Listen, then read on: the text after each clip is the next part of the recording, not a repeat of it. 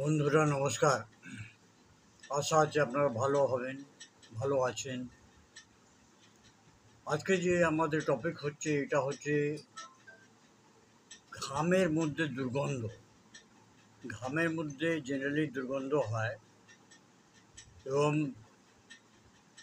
অসহ্য দুর্গন্ধ হয়।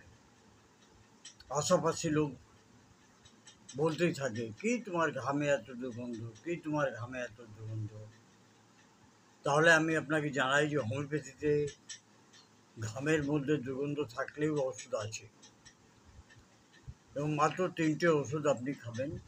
এমনি তো অনেকগুলো ওষুধ আছে, কিন্তু আমি মাত্র 3টে ওষুধ বলছি যেটা খেলে আপনার অনেকটা লাভ হবে এবং দুর্গন্ধটা কেটে যাবে।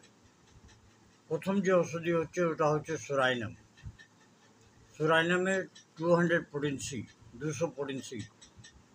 আপনি দিনে অন্তত দুবার খাবেন, সকালবেলা রাত্রিবেলা। এরপর সাইলেসিয়া, 30 প্রোটিন সিতে নেবেন। একটি দিনে 3 থেকে 4 বার অবশ্যই নেবেন। মনে রাখবেন যে সোরাইনাম খাবার আধ ঘন্টা পর নেবেন। আপনি 2 ফোঁটা, হাফ কাপ জলে ফেলে দিয়ে এটা খাবেন আপনি, কিংবা আপনি ডাইরেক্ট জিভেও ফেলতে পারেন।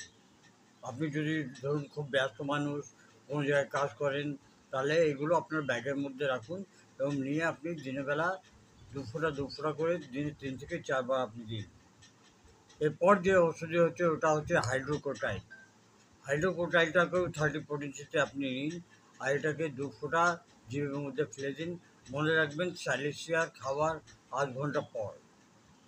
এভাবে যদি আপনি কন্টিনিউসলি যদি আপ টু লং টার্ম অবধি মিনিমাম 2 থেকে 3 মাস যদি আপনি খান, তাহলে আপনার সারা জীবনের জন্য ঘাম থেকে দুর্গন্ধ আর কোনো দিন আসবে না। আশা করি এই ছোটো ভিডিওটা আপনাদের পছন্দ হবে। পছন্দ হলে দয়া করে এটাকে আপনারা প্রিয়জনকে পাঠাবেন এবং আমার সঙ্গে থাকবেন। জয় হিন্দ, নমস্কার। Long live homeopathy, long live Hahnemann.